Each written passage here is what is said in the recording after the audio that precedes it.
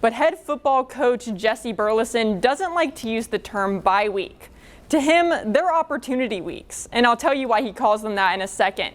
But good news for Holly, they finally have starting quarterback Aiden Romo back at the helm after missing the first part of the season to an injury. Maxwell Golf Course is no longer up for sale, but it's still closed. And that's leaving local golf teams like Cooper High without one of their practice spots.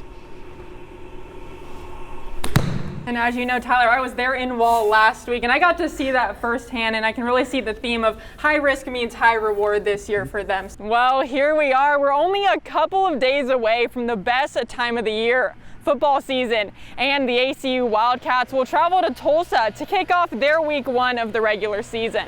And as you might guess, week 1 will bring a lot of emotions, excitement, nerves, anticipation. Practices and games will be held here at Baird ISD, and right here at this Little League field in Bell Park.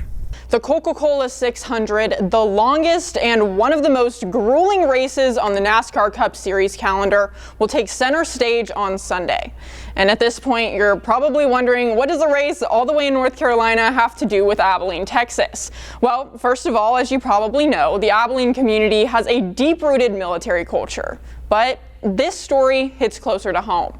There's a saying in the military that a soldier dies twice, once when they take their last breath, and another when their name is no longer spoken.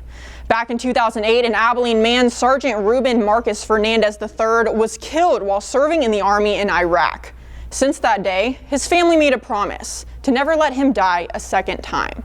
Now, nearly 2 decades later, his name will be honored on one of NASCAR's biggest stages. And it's safe to say that his family kept their promise. Only to take on one of the best teams in the state.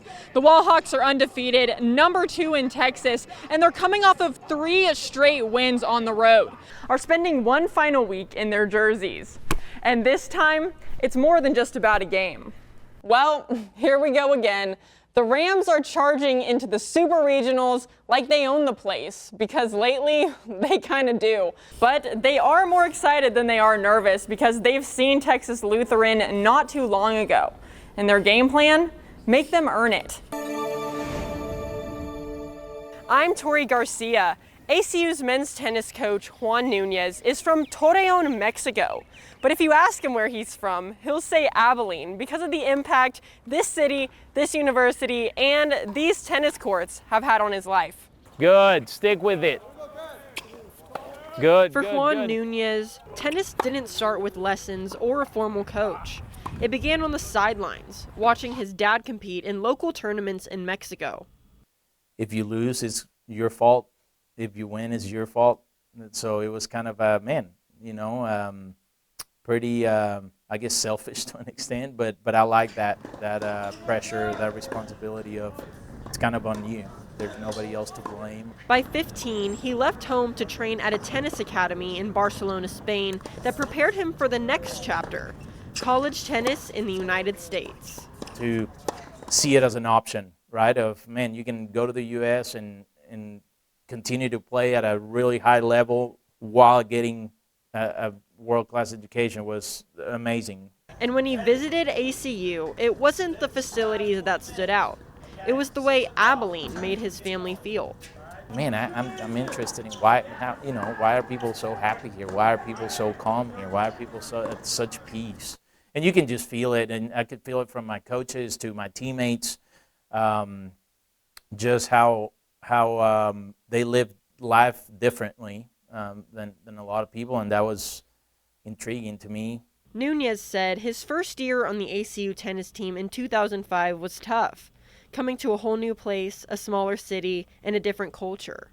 But there was just something about Abilene that made him want to stay. The way they really welcome you and embrace you and take you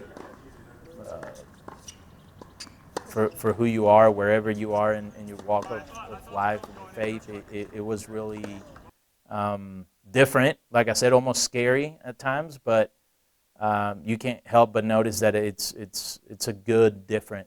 Make sure the racket goes first so then it leads. Nunez has been ACU's men's tennis coach for about 5 years now and says he wouldn't want to be anywhere else. wife makes fun of me. She was born here and loves Abilene too, but she really can't. But she's like, man, you can offer one any place in the world or Abilene, and he chooses Abilene. And yeah, it has a lot to do. Obviously, it has nothing to do with the views or how pretty or not it is, but it's how Abilene makes me feel, and how Abilene has made me feel since I arrived here. That I'm kind of, this is it. This is home for me now. ACU's men's tennis team just won their second WAC championship in 4 years under Coach Nunez. And on Friday, they'll compete against TCU in the first round of the NCAA tournament. I'm Tori Garcia. Maxwell Golf Course is no longer up for sale, but it's still closed. And that's leaving local golf teams like Cooper High without one of their practice spots. Maxwell was around when I was a kid, and that's pretty much where I started to play golf. So it was a great place. I can say that for the kids, the community. For years, Maxwell Golf Course has been home turf for high school golf teams in Abilene, a place where players from Cooper, Abilene High, and Wiley would practice, sharing time on the course, the range, and on the putting greens. We go up just a little higher, and then if we want to go full, we go here. But after the course's lease expired at the end of September, and without a new buyer in sight, Maxwell closed its doors, and there's no telling when it will open again. And when Cooper's boys golf coach, Mitch Aston, found out the news, he thought, it's going to be tough for us, for the schools in town and even the surrounding areas to get better. You know, I mean, we have to find a way to have practice to get our kids to be able to take full swings. That was a little thin. That was thin. Aston says Cooper's golf team now splits their time practicing on their simulator, short-range fields on campus, and other local courses like Live Oak and Abilene Country Club. But he admits that Maxwell was always the best option. We could go there any day except for Fridays. We had full access Monday through Thursday, anytime we wanted to go hit there.